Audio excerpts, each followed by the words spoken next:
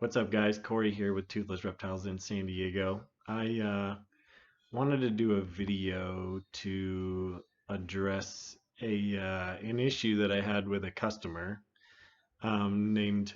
Uh, I'll leave him unnamed, but his name was Mike Hoschild, and from what I've heard from other breeders, they've had issues with him as well, complaining about their animals and having to have him send them back. As of right now, he had filed a case against me through PayPal, and PayPal obviously ruled in my favor. The case got closed because he couldn't provide any evidence at all. So he's just been surfing the web, and as we know on Facebook, there's a lot of people that just jump on the drama train. They pay those 2 cents to get a ticket to the drama train. And anybody who knows me or has ever done business with me knows that if anybody ever has any issues, I always refund money or I'll replace animals. I mean, it's not a big deal. I don't do this for the money. So my reputation obviously means more to me than the $2,800 price that we charge for the Black Dragons. I mean, there's a reason why I have the cheapest prices of anybody in the trade, and it's because I'm always willing to give that money back if people are unhappy, which I have done before in the past, multiple times, and I will continue to do so in the future. But I just wanted to read for you the actual um, interaction that I had with Mike since the beginning. And this is actually what I submitted to PayPal during their case, because I submitted everything to have them actually look over everything unbiased and decide what the next course of action should be. So it was entirely up to them, just because I know Mike is irrational at best a lot of times. And he actually wouldn't return phone calls or anything, so I couldn't get a hold of him. And then he decided to post some doctored screenshots of our conversations. And then he had a vet write some uh, not so honest things. I'm not even sure if it was a vet who wrote it, because the terminology in the reports is wrong. Talking about different types of cells in the body. See, the vet obviously works with avian species, birds, and not with monitor lizards, which Mike had told me about that when I had spoken to him when all of this happened, and I had to make him go to take the animal to the vet when he found it, because it obviously had a respiratory infection. But which happens a lot with the babies.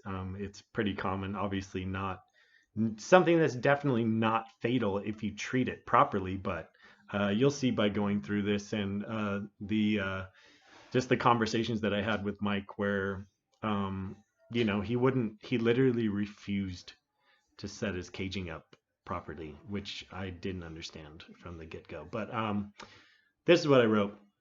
The entire transaction with Mr. Hochschild was labor intensive. Multiple times during the course of a few weeks, I had to remind him to read our care sheet on our website, as he was sending me conflicting information via text. One of these times included a question about using cocoa media in this animal's enclosure. As anyone can read on our care sheet, cocoa media causes the exact symptoms that this animal incurred after it arrived. It is important to realize that Mr. Hochschild illegally crossed state lines with this animal and brought it back to New York State, where it is illegal to own this particular species of Varanus salvator, which further proves why the vet in his area doesn't have a whole lot of experience with Varanus salvators, because they're not legal in New York. Nevertheless, as with all my customers, I require them to send pictures of their enclosure before I'll ship the animal. Mike sent photos of the enclosure, where I repeatedly reminded him that his 100-watt ceramic heat bulb was not sufficient to heat his enclosure, to which he assured me that he would be changing this bulb to a 150-watt per my request, as well as making some water dish and hide changes. Just like our care sheet says right at the top in bold, these suggestions are meant to be a baseline for figuring out what works for you and your specific reptile. On top of that, it is important to point out that this animal is no longer considered a hatchling, and Mike was literally using the care sheet that I personally wrote to refute my specific guidelines for this animal that I have kept here successfully for months.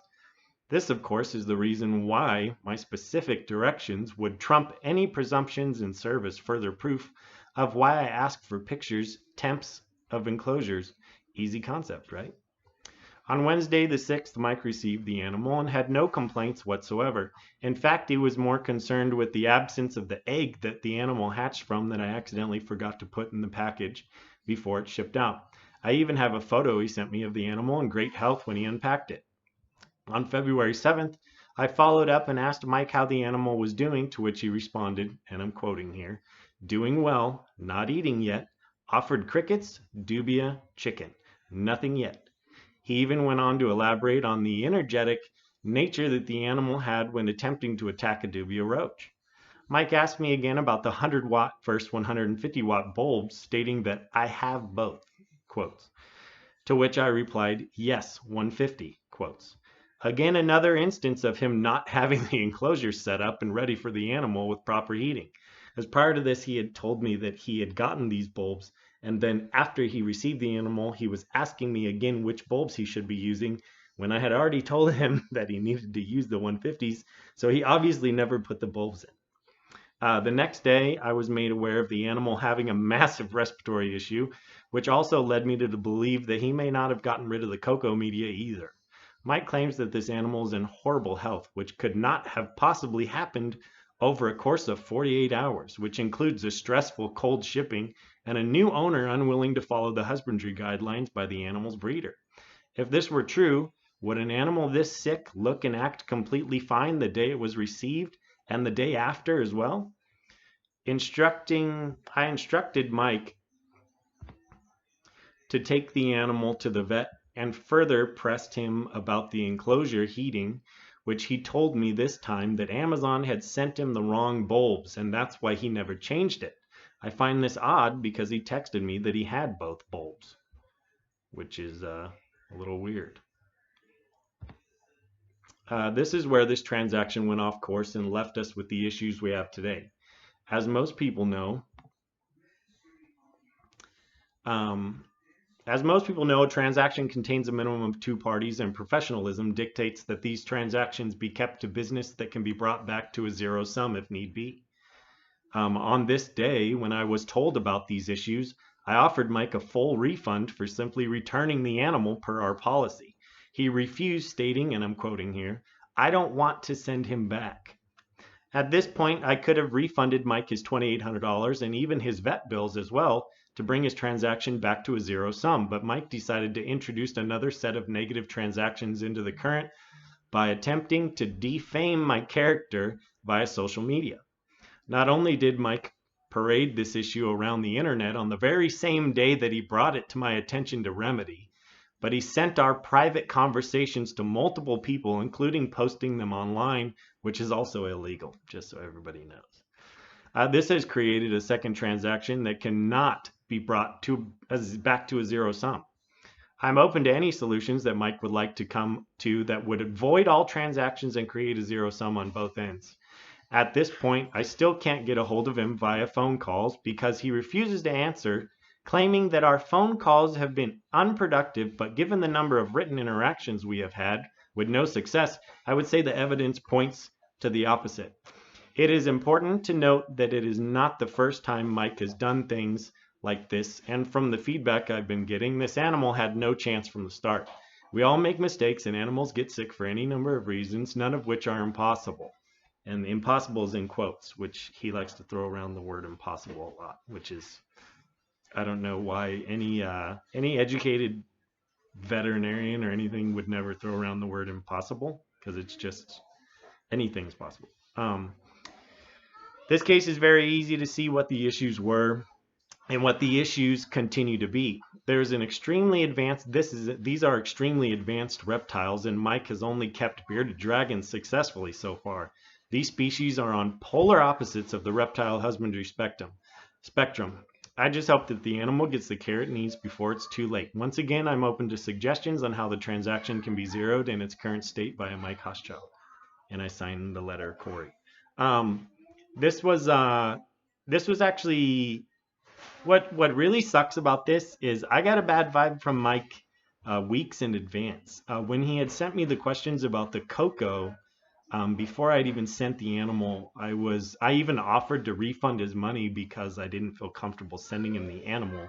And he assured me over and over that he was going to get it worked out and he was getting the cage done and he's sorry that he was out of town and he didn't read the care sheets and it was just really weird. And he had hit me up prior and I had held that animal for him actually for an extra 3 weeks, just because he said he was out of town and needed time to get everything squared away, which is fine. I do that for anybody as long as they pay up front. It's not a big deal.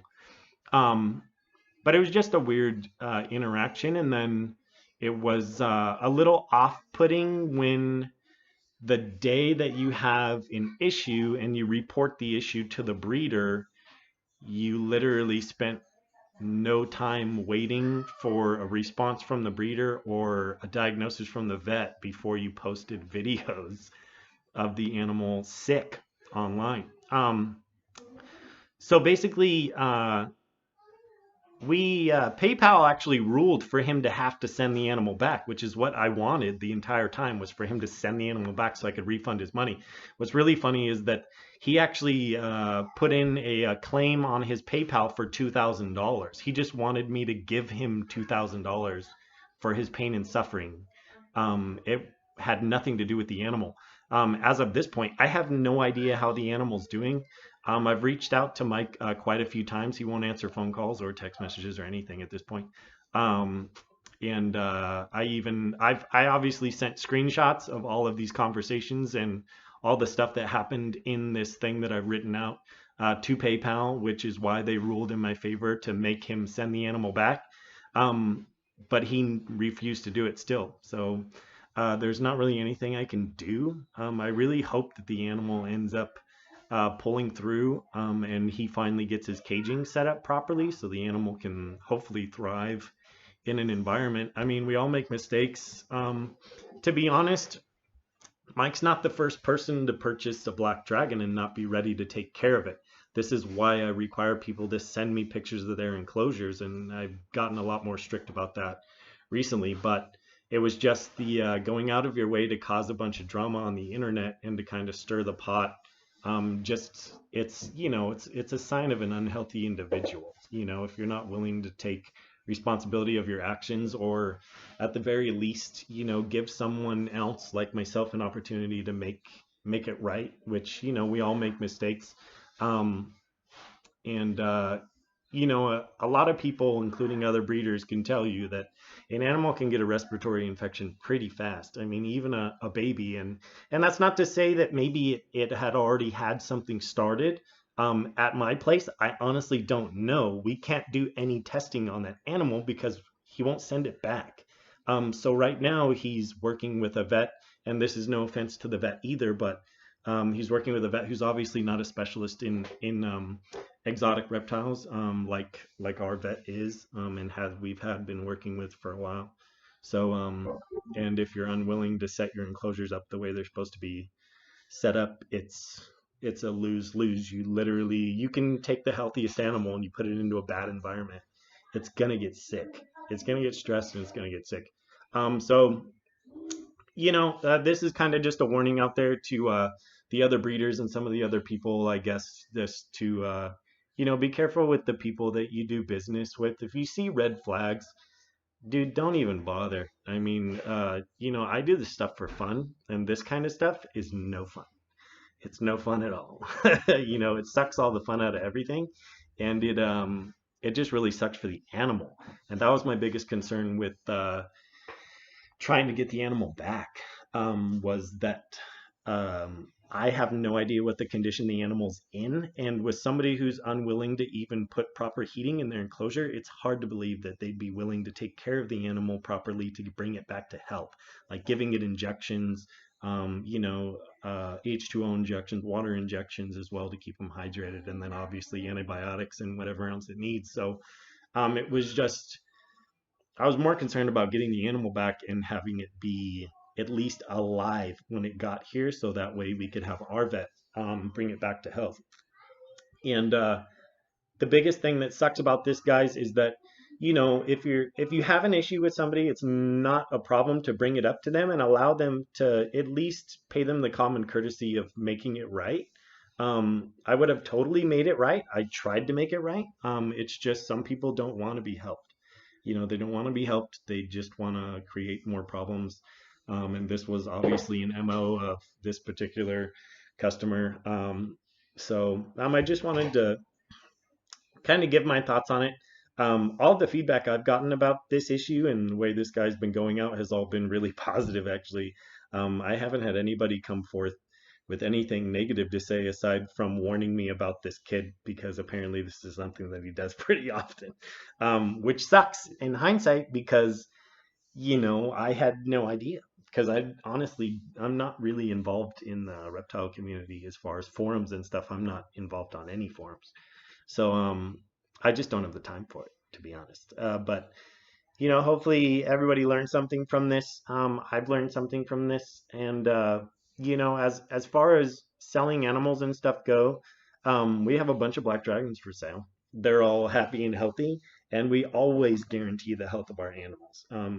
So obviously that's not an indefinite guarantee. You can't guarantee an animal's health for the life of the animal just because of so many variations in husbandry. But for something like this, it's it was so easy to see the negligence in the new owner, and the complete lack of communication and unwillingness to make things right or allow me to make things right or even just for him to make things right on his end. I mean, he went so far as to quote some other care sheets, and it was just weird that like the whole reason we have care sheets, guys, is because just like I just did a video about this earlier, this um the those care sheets are directly related to the animals that we have here. So that is how that animal's been taken care of for the last basically its whole life. So in order for you to not put an animal into shock when it gets there and allow it to transition into new environment and new location, you need to have your stuff set up the same as we do, regardless of any prejudice or anything or information you gathered from, the bucket of crap that is the internet. You're allowed to make changes and follow other people's care sheets later on, but for now, you need to match your setups to the breeders as close as possible, regardless of which breeder that is. Follow their recommendations, and then you can make changes later.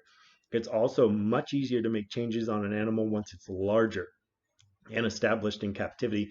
Making changes to a hatchling's enclosure, especially an animal who's very young, is a horrible thing to do, and you're setting yourself up for failure.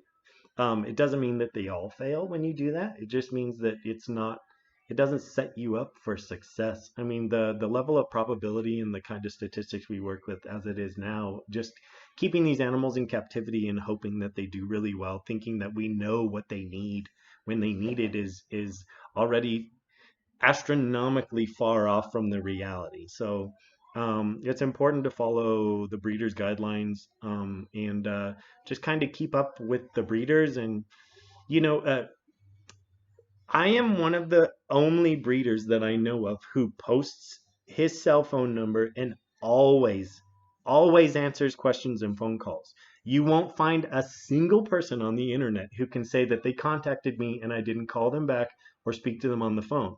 You will not find it.